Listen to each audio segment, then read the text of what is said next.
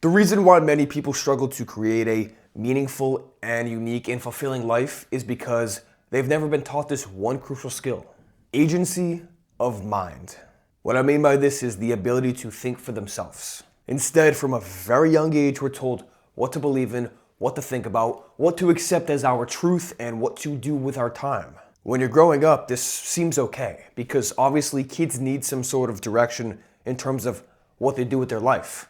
But those things you're taught from a very young age become the programs that are instilled within your subconscious mind.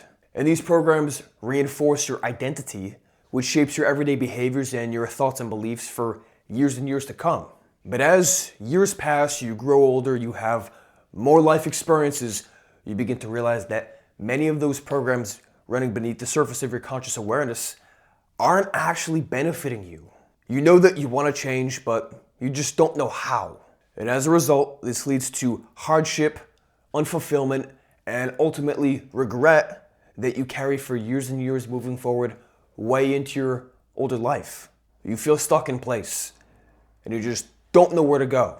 If you're somebody who feels stuck and uncertain, and you feel like your life is just happening to you instead of living through you, then this video is for you. Let's discuss how you can examine and rewrite those programs running within your minds to create a life that is actually in alignment with the life that you want. Because time never stops, and now is a better day than ever to make this happen. First things first, we gotta understand how our minds get stuck. From birth until about age 8, your mind is the most malleable.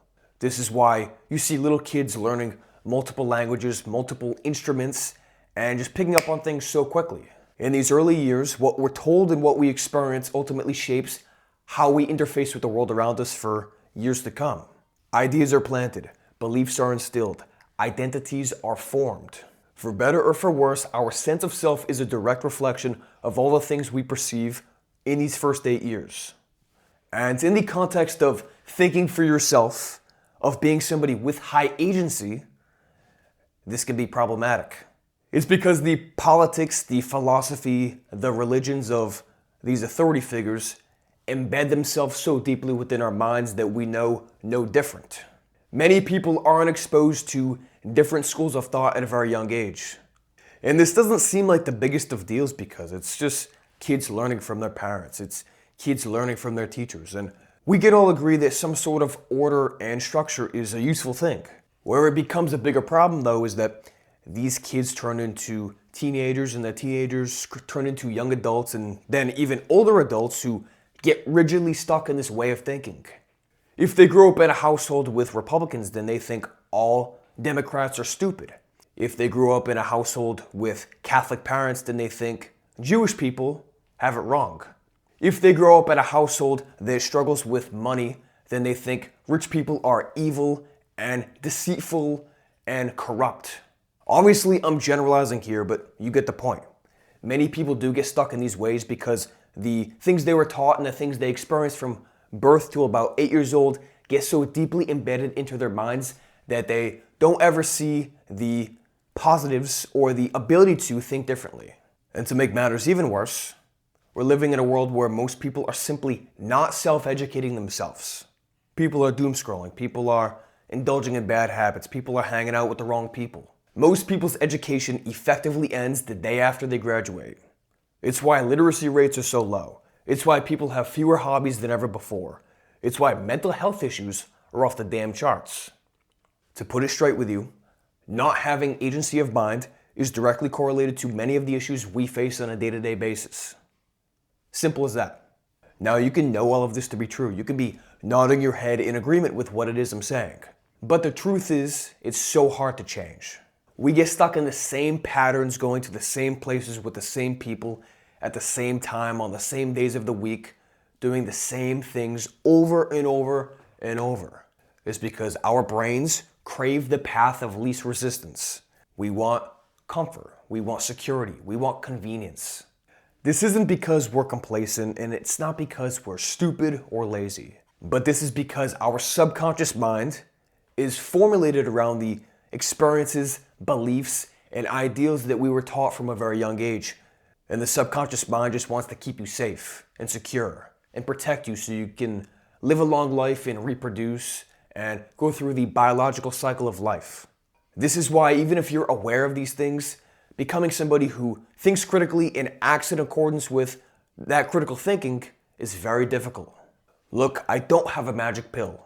I don't have a magic wand that'll make you become somebody with high agency and start living a life that's different from what you've been stuck in for all these years. But there are 3 things that have helped me develop my agency of mind, since this isn't something that I was necessarily taught growing up. Number 1 is to unplug. Unplugging from the Hollywood drama, unplugging from social media, unplugging from political worldviews that have nothing to do with your everyday life. Just stepping back from all of it. We're so used to being inundated with endless media and content that just fills our mind in ways that don't actually serve us. But as I mentioned, the subconscious mind remembers everything. And all those posts, all those headlines, all that drama you hear about, it sticks within your mind whether you're consciously aware of it or not. When you're so plugged in, then you're in this echo chamber. And eventually, whether you're consciously aware of it or not, you seek out other people online that have the same beliefs and ideals as you. And this reinforces the narrow thinking, the narrow perspectives that you have. In April of 2025, I went up to the White Mountains in New Hampshire. I hiked for 3 days and didn't talk to a single person. It was just me, the occasional bird flying by, and the sound of my thoughts. There was no cell service, no internet, no phone calls, nothing. And while I was up there for those 3 days, I fully came to terms with the fact that I had been so plugged in for years, and that honestly, this was an issue that so many of us are facing on a day-to-day basis. You don't need to go living in the woods for 3 days all by yourself. If you don't have the skills and the tools and the confidence in doing so, then that's pretty unsafe and I don't recommend it. But even 2 to 3 hours on a Saturday afternoon, just go for a walk in your park. Leave your phone at home. Go alone. Observe what's in nature around you. There is a 100% chance, unless you twist your ankle along the way, that you're going to feel better when you return from this walk. Number 2 is intentional online time. Obviously, I'm not anti-internet. I make these videos multiple times a week. I have Substack. I'm online. But we've all fallen into the trap of, oh, I'll just look up this one thing, and then we're doom scrolling for 2 hours. Obviously, social media is addictive, and the smartest behavioral neuroscientists have worked with these social media companies to know exactly how to keep us hooked. I get it. But in my opinion, a bigger reason why so many people get caught in this trap of endlessly scrolling is because they have no higher purpose. They have no mission. This is because for their entire life going through the school system and working a job, you're told what to do. You're told what your assignment is, when it's due, and how you need to do it. And because of this, you haven't developed high agency. You haven't developed that critical thinking that allows you to act on your own accordance with whatever goals you set for yourself. The good news is that after you can unplug on a regular basis, just step away from all the chaos online, then your mind begins to think a bit differently. You gain this mental clarity that you didn't have before, which allows you to come up with a higher purpose or a mission that actually aligns with who you are and what you want to do in life. You can think differently. You can set unique goals. And once you can do this, you can find yourself going online and using the internet to benefit you. You'll be seeking out information. You'll be seeking out like-minded people. And pretty soon, your search history on whatever social media you use will much more have to do with ways you can improve your health, ways to improve your finances, ways to improve your skill set. You become obsessed. And it feels great because all of a sudden you have this mission, this higher purpose you're moving towards. That's a game changer. Number 3 is set your quests. For me, these quests are making the videos, writing on Substack, working with clients one-to-one to help them create alignment between their conscious mind and their subconscious mind. But for you, it can be anything. Maybe you want to start posting content like I do. Maybe you want to start making art. Maybe you want to write a fiction book. Maybe you want to get into the best physical shape that your body allows you to.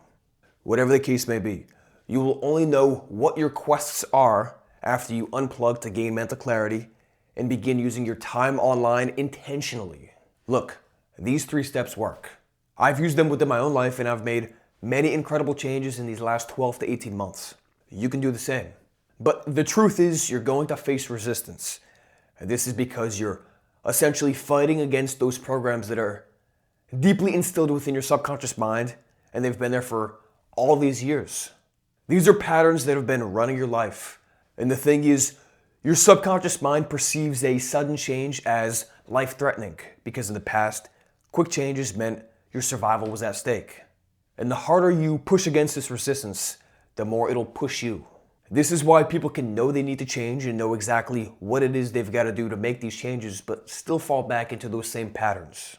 So if you're somebody who wants to bypass this and get right into the subconscious, make those changes, and then go about your life in ways that actually serves you, then be sure to check the link below to work with me one-on-one. Regardless, these 3 steps are a great foundation, so start here.